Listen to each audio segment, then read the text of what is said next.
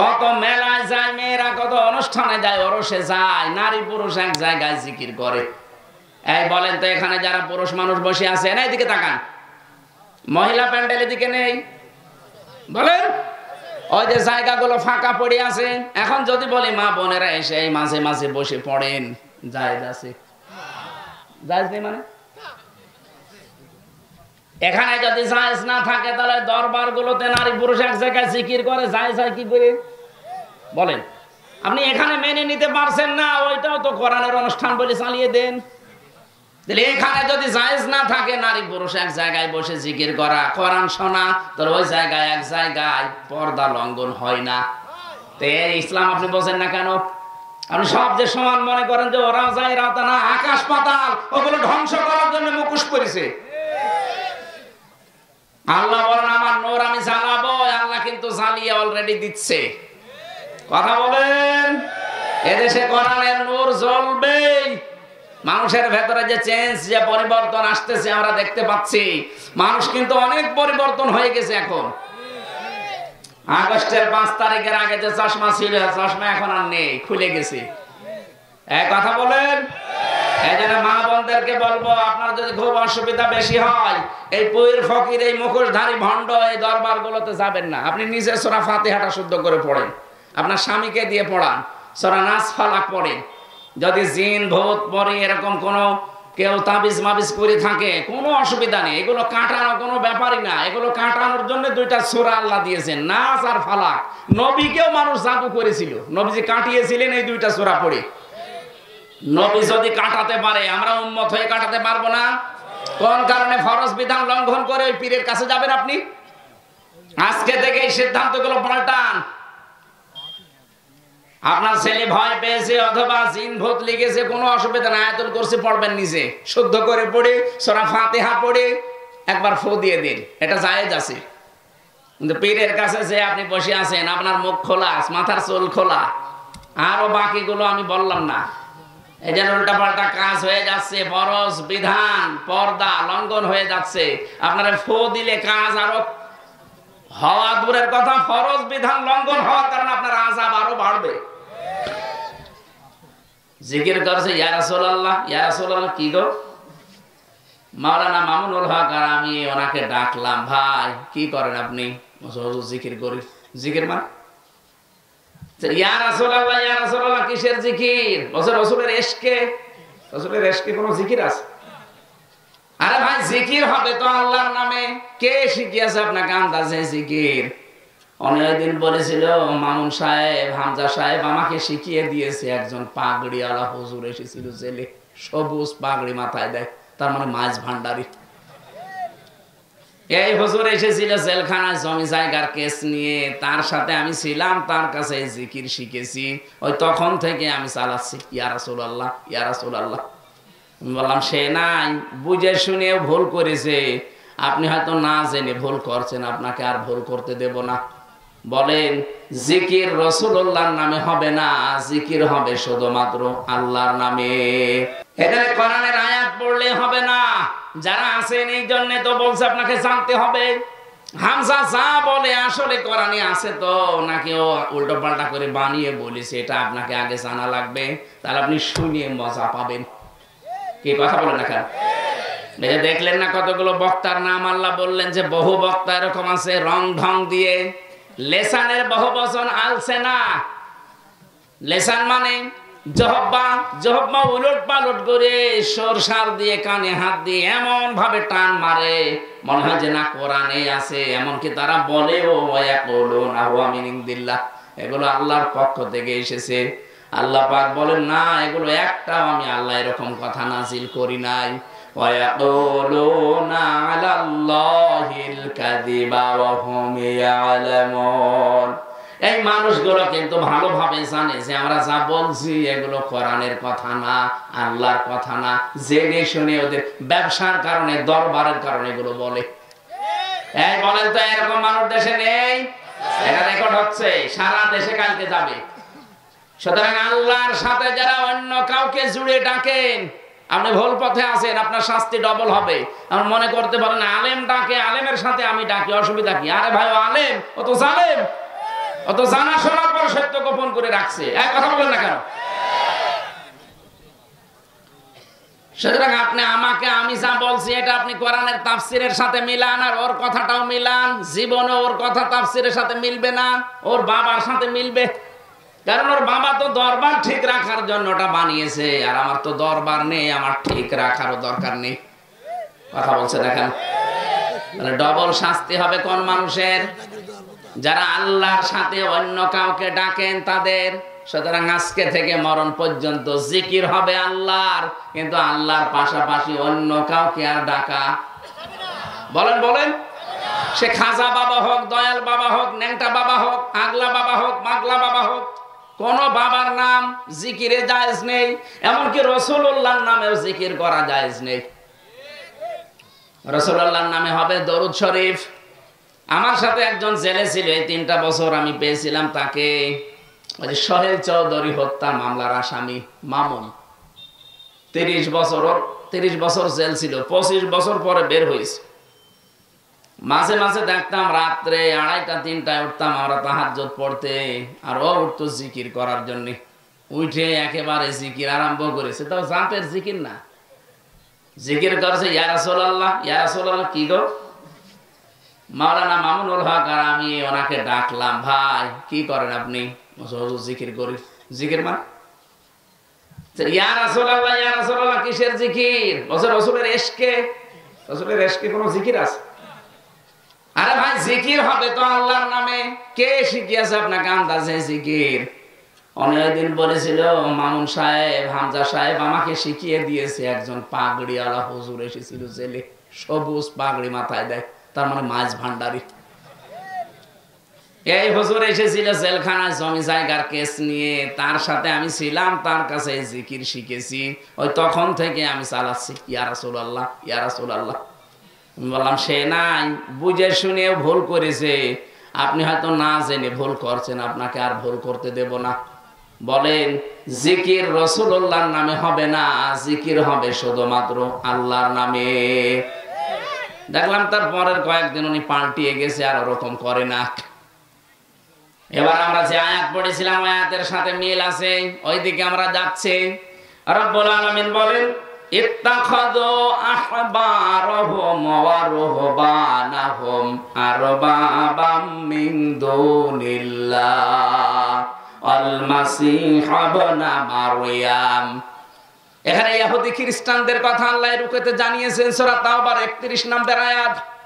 রব্বুল আলামিন বলেন বহু মানুষ এমন আছে এই পৃথিবীতে, তারা তাদের আহবার এবং রুহবান, তার মানে এখানে 2টা কথা জানিয়েছেন। আহবার মানে ধর্মীয় পণ্ডিত যারা, আর রুহবান মানে যারা বৈরাগ্য, সংসার ধর্ম মানে নাই, যে পীর ফকির যারা দাবি করে, লালনের মাজারে যারা যায়, ওদের নাকি সংসার ধর্ম নেই, ওরা আল্লাহর রাস্তায় বেরিয়ে পড়েছে। ওটা আল্লাহর রাস্তা না, ওটা শয়তানের রাস্তা। দুনিয়ায় যত নবী রাসূল পাঠিয়েছে প্রত্যেকের সংসার ছিল না, খালি ঈসা নবীর বাদ দিয়ে। তিনি বৈরাগ্য না, তিনি দুনিয়ার সংসার ত্যাগী ছিলেন, তিনি সংসার ধর্ম করে যেতে পারেননি। কারণ তিনি এত ভক্ত হয়েছিলেন আল্লাহর আখিরাতের, যে একটা খাবারের জন্য, একটা পানি খাওয়ার জন্য একটা গ্লাস ছিল কাছে, কৌটা। উনি একবার লক্ষ্য করে দেখলেন সাগরের পাশ দিয়ে যাওয়ার সময়, যে সাগরের পাশ থেকে একজন পানি তুলে খাচ্ছে, নদী বা সাগর থেকে। সেই লোকটা যখন এই গ্লাসও নেই, তার কাছে কাপও নেই, হাতের আজলিতে পানি তুলে খাচ্ছে। ওর দিকে তাকিয়ে তাকে চিন্তা করলেন, আল্লাহ এই লোকটা একটা গ্লাস দিয়ে পানি খাবে, সেই গ্লাসও ওর নেই, আর আমি একটা নবী, আমার গ্লাস থাকবে কোন কারণে? ও ছাতা আমার দরকার নেই, ফেলে দিলেন সাগরে। তা আপনি সেরকম হতে পারবেন? আপনি তো উল্টা পাল্টা কাজ করে বেড়ান, মহিলা নিয়ে গাঁজা খেয়ে আপনি চোখ মুখ লাল করে থাকেন। আপনি কিসের বৈরাগ্য অনুসরণ করেন? আপনি সূরা হাদীদের ভেতরে আল্লাহ রাব্বুল আলামিন, সূরা হাদীদের ভেতরে আছে, এটা আমি পেয়েছিলাম জেলখানায় থাকতে, আমি পড়ে পড়ে এটা বের করেছিলাম। সূরা হাদীদ থেকে শোনাচ্ছি, আগে একটু শিক্ষাটা দিয়ে দেই। রাব্বুল আলামিন বলেন وجعلنا في قلوب الذين اتبعوه رحفة ورحمة ورهبانية ابتدعوها ما كتبناها عليهم إلا ابتغاء رضوان الله فما رعوها حق رعايتها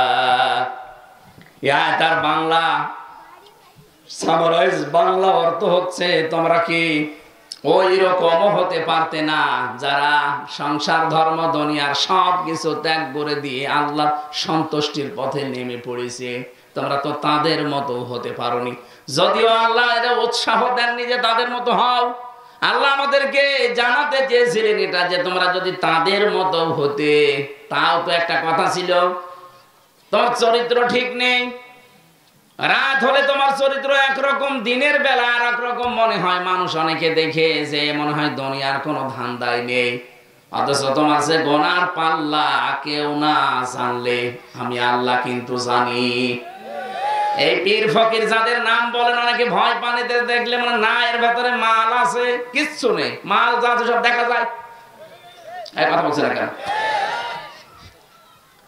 লালনের মাজারে একবার যে দেখি রাত 9:30টার দিকে একটা উলঙ্গ প্রায় একেবারে অর্ধ উলঙ্গ সব শেষ ওর শরীরে কিচ্ছু নেই ওরে দুধ খাওয়াচ্ছে একদম গ্লাসে করে কি করেন হুজুরে আল্লাহর ওলি এর ভেতরে মাল আছে মাল যা আছে সব তো দেখা যাচ্ছে নতুন মাল দেখাও এ মাল তো সবার আছে এ মাল সবার নেই ওই মালই দেখাচ্ছে তো মাল হলো ওদের চরিত্র ঠিক ওই রকম সম্মানিত মা বোন যারা এসেছেন কখনোই শয়তানদের বিশ্বাস করবেন না নবীজি আয়াত পড়ার পর একটা হাদিস বলছিলেন তারা তাদের আহবার রহবান তাদের ধর্মীয় গুরুদেরকে তাদের ধর্মের আলেমদেরকে বিশেষ করে ভণ্ড আলেমদের কথা এখানে আছে আর যারা সংসার বৈরাগী এই মানুষগুলোর কাছে তোমরা তো রব মেনে তাদেরকে চলো তারা যে হুকুম দেয় সেইটাই তোমরা করো অথবা ঈসা ইবনে মারিয়ামকে তোমরা রব বানিয়ে ফেলেছো সাহাবীরা বললেন হুজুর আপনি আয়াতটা যে শোনালেন কই আমাদের জীবনে আমরা তো এরকম আলেমদেরকে ধর্মীয় পণ্ডিতদেরকে পীর সাহেবদেরকে সংসার বৈরাগী যারা তাদেরকে তোমরা রব মানি না রব মানো না মানে তারা যদি কোনো কিছু বলে যে এটা করো তোমরা কি করো না বলে হ্যাঁ করি তারা যদি নিষেধ করে এটা করো না তোমরা কি ছেড়ে দাও না বলে হ্যাঁ তো করি তো এইটাই তো রব মানা রব মানে কি ওনার আদেশ মানা লাগবে ওনার নির্দেশ নিষেধ ছেড়ে দেওয়া লাগবে সুতরাং আপনি কোন কিছু মানতে হলে আগে দেখবেন যে লোকটা নিষেধ করছে এর পেছনে আল্লাহ এবং রসুলের কোন দলিল আছে কিনা যারা দরবারে গেলে বলে যে এমন বাবার মুরিদ আমি নামাজ কালাম লাগে না এটাকে আল্লাহ রাসূলের সাথে যায় আরো জোরে বলেন আরে ভাই শৈলকুপা থানার বহু জায়গায় এগুলো চলছে এই কারণে আমি বলছি মনে করছেন হুজুর কিছু জানে না বহু জায়গায় এরকম ভণ্ডামি চলছে রব্বুল আলামিন বলেন ওয়া উমিরু ইল্লা লিয়াবুদু ইলাহা ওয়াহিদা এই পৃথিবীতে তোমাদেরকে আদেশই দেওয়া হয়েছে যে ইবাদত যদি করতে চাও কার করবা ইলাহা ওয়াহিদা একজন ইলাহ লা ইলাহা ইল্লাহু তিনি ছাড়া কোনো ইলাহ নেই ইলাহ মানে কি ইলাহর চারটা অর্থ আছে এক নাম্বার ইলাহ মানে মাবুদ মাবুদ মানে ইবাদত পাওয়ার যোগ্য ইবাদত পাওয়ার যোগ্যতা শুধুমাত্র আল্লাহর আছে আর কারো নেই এইজন্য ইবাদতের ক্ষেত্র যখন আসবে ভাই এবং বোনেরা এদিকে তাকান ভাই এবং বোনেরা সবাইকে বলছি ইবাদতের ক্ষেত্রটা যখন আসবে দুনিয়ায় কারো কথা আর মানা যাবে না কারণ ইবাদত সব লিমিট করা আছে কেউ যদি বলে এই যে জোহরের নামাজ 4 রাকাত একটু আর একটু বেশি করে 5 রাকাত পড়েন পারবেন বলেন কারণ ইবাদতটা লিমিট করা আছে নামাজ পড়াও যেমন ইবাদত নামাজ ছেড়ে দেওয়াও কি নামাজ ছেড়ে দিয়ে ইবাদত না জি যখন মাথার উপরে সূর্য থাকে যখন সূর্য ওঠে যখন ডোবে এই 3 সময় নামাজ না পড়া ইবাদত তাহলে ইবাদতটা বুঝতে হবে। ইবাদত হচ্ছে আল্লাহর হুকুম যেটা আসবে মেনে নেওয়া, যেটা আসবে নিষেধ ওটা ছেড়ে দেওয়া। ওটা যদি আপনার ভালো নাও লাগে তাও মানা লাগবে। কথা বলে না কেন? তাহলে এখান থেকে আমরা শিক্ষা পেলাম কি, যেহেতু আল্লাহ এক ইলাহা ওয়াহিদা, একজন ইলাহ। ইলাহ শব্দের প্রথম অর্থ বললাম মাহবুদ, আর মাহবুদের বাংলা অর্থ হচ্ছে ইবাদত পাওয়ার যোগ্য। ইবাদত পেতে হলে আল্লাহ বাদে কোনো সত্তা নেই, পৃথিবীতে কেউ নেই যে তার ইবাদত করা যাবে। ইবাদতের বাংলা অর্থ কি বলেছি বোঝা গেছে, যে আল্লাহর নিষেধ আল্লাহর আদেশ এই দুইটা মেনে চলার নাম ইবাদত। সুবহানাহু আম্মা ইউশরিকুন, আল্লাহ পবিত্র, তার সাথে কাউকে শিরিক করবা না। পীর ফকির দিয়ে, ধর্ম ব্যবসায়ী দিয়ে, আজ হাজারো সন্ন্যাসী দিয়ে এগুলো ইসলামকে ধ্বংস করার জন্য অনেক কাফের মুশরিক, বিশেষ করে খ্রিস্টান আর ইহুদিরা এদেরকে লাগিয়ে দিয়েছে। এই 15.5 বছরের দিকে তাকান, এই শিরিককারী, বেদাতকারী, কুফরিকারী, সর্বরের সুন্নি নাম নিয়ে এই আলেমগুলোর কোনো সমস্যা ছিল না দেশে। তাদেরকে বাতিলরা আরো টাকা পয়সা দিয়ে ওরস শরীফ করিয়েছে, নওরস শরীফ করিয়েছে, ইসালে সাওয়াব করিয়েছে। ওই আলেমের মতো আরেকজন আলেম যারা কোরআনের তাফসীর করে সেগুলো 144 ধারা জারি করেছে। তার মানে ওদেরকে চালাচ্ছে অবশ্যই বাতিল এবং জালেমরা। তাদের টার্গেট এই যে তারা আল্লাহর পথ থেকে মানুষকে দূরে সরিয়ে রাখবে। আল্লাহ পাক বলেন ইউরিদুনা, তারা চায় আইয়াতফিউ নূরাল্লাহি বিআফওয়াহিহিম। ওরা মনে করেছিল যে যেভাবে সেভাবে হোক আল্লাহর এই নূর, এই কোরআন, এই ইসলাম আস্তে করে দুনিয়া থেকে লিভে যাবে। ওয়ায়াবাল্লাহু ইল্লা আইয়ুতিম্মা নূরা, কিন্তু না, আমি আল্লাহ, আমার একটা সিদ্ধান্ত আছে যে আমার নূর, আমার ইসলাম আমি দুনিয়ায় জ্বালাবই। ওয়ালাউ কারিহাল কাফিরুন, যদিও কাফেরদের কাছে এটা মন খারাপ হবে। আমার মনে হচ্ছে আয়াতটা বাংলাদেশে 100 ভাগ মিলে গেছে। জালেমরা তো চেষ্টা চালিয়েছে, অনেক ভণ্ড পীরকে, ধর্ম ব্যবসায়ীকে, অনেক মাজার আলাকে এই কাজে লাগিয়ে দিয়েছিল সুন্নির নাম নিয়ে। নিজেরা করছে একদিকে, এদেরকে ইসলামের একটা লেবাস পরিয়ে, মুখোশ পরিয়ে লাগিয়েছে। এরা নতুন নতুন ইসলাম বের করতো, এদের কোনো সমস্যা ছিল না। আরো বাতিলরা এদেরকে টাকা পয়সা দিয়ে অর্থনৈতিক সাপোর্ট করতো। বলেন তো ইসালে সাওয়াবে বাধা হয়েছে বাংলাদেশে, আপনি পেয়েছেন? বলেন না কেন? ওরস শরীফে বাধা হয়েছে কেন? নওরস শরীফ হয়, খসরস শরীফ হয়, গোসল শরীফ হয়, কোন জায়গায় বাধা নেই। একটাই কারণ, কারণ সেখানেও তো কোরআনের কথা, হাদিসের কথা, নবীজির কথাই বলা হবে, বাধা নেই কেন? আর আমরা কোরআনের কথা, হাদিসের কথা, নবীজির কথা বললে 44 ধারা জারি করে দাও। পার্থক্য এইটাই, জালেমরা খুব ভালোভাবে জানে যে আমরা যা করছি আল্লাহর নূরকে ধ্বংস করার জন্য, এরা একই কাজ করছে, শুধু লেবাস পরে। হ্যাঁ বলেন। কিন্তু হামজা যেটা করছে, আল্লামা সাইদি যেটা করছে, এটা যদি জনগণ জেনে ফেলে, তাহলে আমরা যে অবৈধ চেয়ারে আছি, এ চেয়ার থাকবে না। কারণ তাফসীর মানে খুলে ফেলা। তাফসীর মানে কি? একটা আবরণ দিয়ে ঢাকা আছে, আবরণটা তুলে ফেললে আপনি দেখতে পারবেন যে কি আছে ভেতরে। তাফসীর যারাই করে তারা সমাজ, পরিবার, রাষ্ট্রের বিভিন্ন অসঙ্গতিগুলো তুলে ধরে যে এটা ইসলাম না, এটা ইসলামের নামে বানানো, এটা জুলুম, এটা কুফরি, এটা শিরিক, এটা বেদাত। তখন ওই মানুষগুলো যারা নিজেরা এগুলো তৈরি করে ব্যবসা করে খায়, ওই মানুষগুলো চিন্তা করবে জনগণ তো জেনে ফেলবে যে আমি কয় নাম্বার। তখন ওরা বাধা দেয় যে এখানে রাজনীতি হবে, এটা বন্ধ করে দাও। গত বছর ঠিক এই কায়দায় বন্ধ করে দিয়েছে। এইটা এই কথা বলছে না কেন? আমি আসার পর আমাকে ঘর দিয়ে দিল, বলতে দিল না।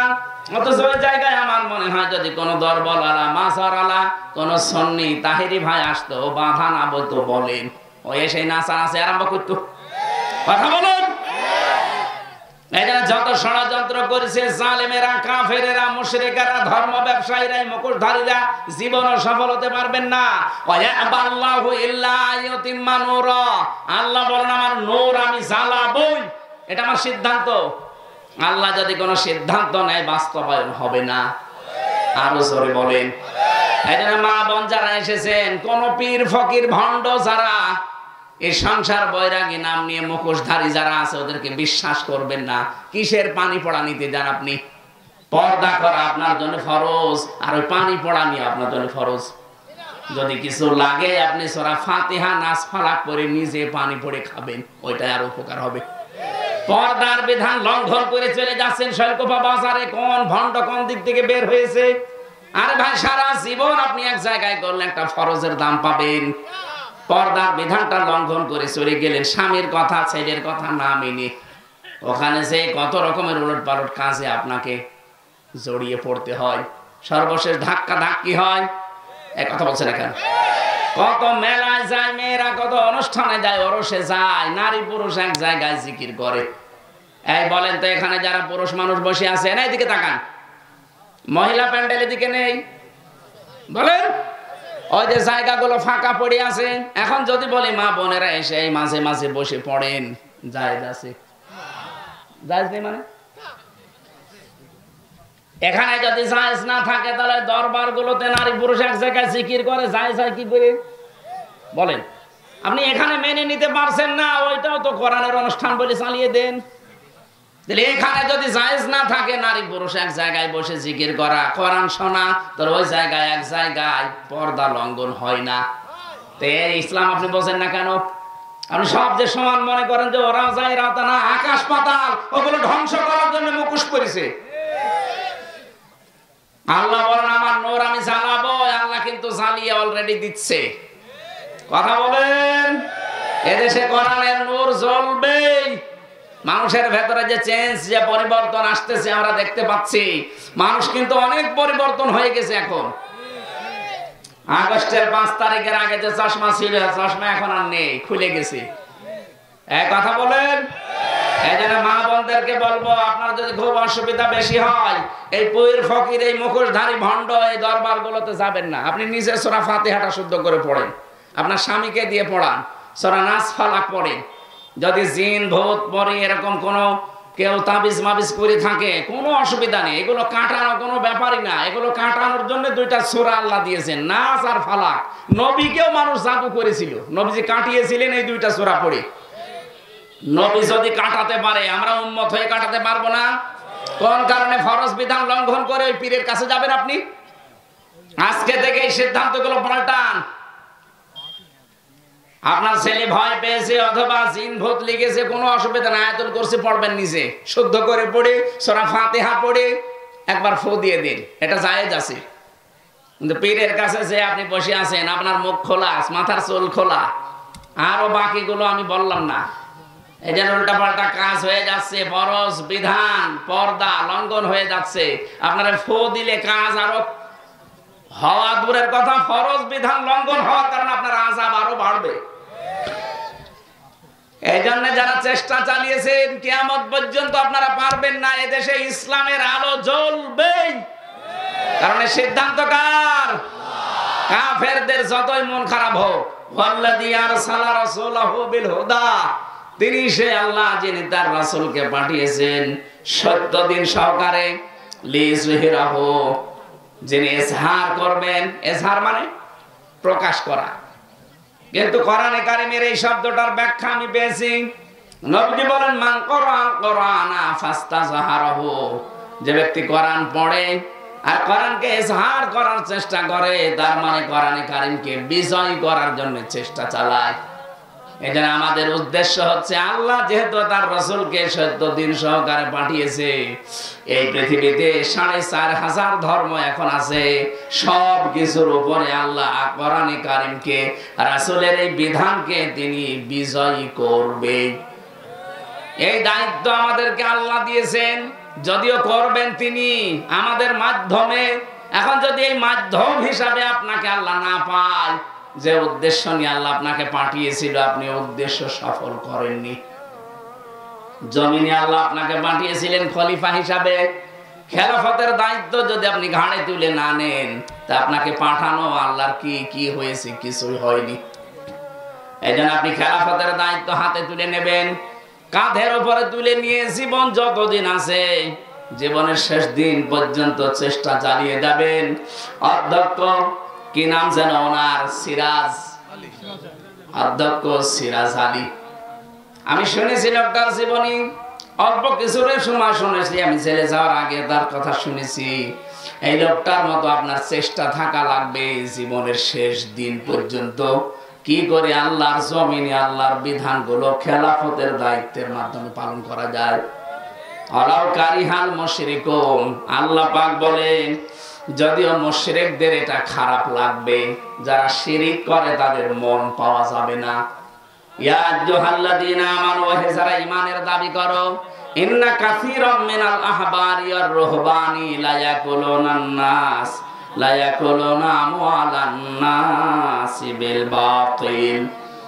হে ঈমানদারেরা, অনেক ধর্ম ব্যবসায়ী আছে, মুখোশধারী আছে শয়তান, এরা আহবার এবং রুহবান, এরা বৈরাগ্যের নাম নিয়ে, পীর ফকিরের নাম নিয়ে, দরবেশের নাম নিয়ে জনগণের সম্পদগুলো তারা অবৈধভাবে শরীয়তের নাম বলে খায়।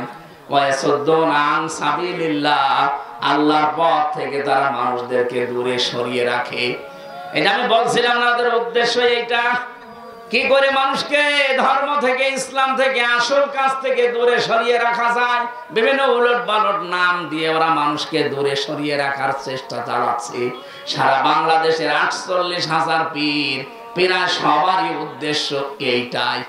শয়তান ওদেরকে ব্যবহার করে এইভাবে, ওয়াল্লাযীনা ইয়াকনিজুনা আয-যাহাবা ওয়াল ফিদ্দাতা ওয়া লা ইউনফিকুনাহা ফি সাবিলিল্লাহ ফাবাশশিরহুম বিআযাবিন আলীম। যে মানুষগুলো তাদের স্বর্ণ রূপা জমা করে রাখে আর এগুলো আল্লাহর রাস্তায় খরচ করে না, এদেরকে আপনি যন্ত্রণাদায়ক শাস্তির সুসংবাদ দেন। মেয়েরা যারা এসেছেন, আপনার শাড়ির সংখ্যা কত আপনি নিজেও জানেন না। আলমারির ভেতরে 3 পিস শাড়ি দিয়ে, লেহেঙ্গা দিয়ে ভরে গেছে। এরপরও বিভিন্ন অনুষ্ঠান আসলে, বিভিন্ন দিবস আসলে স্বামীকে চাপ দেন যে আমার আরেকটা লাগবে।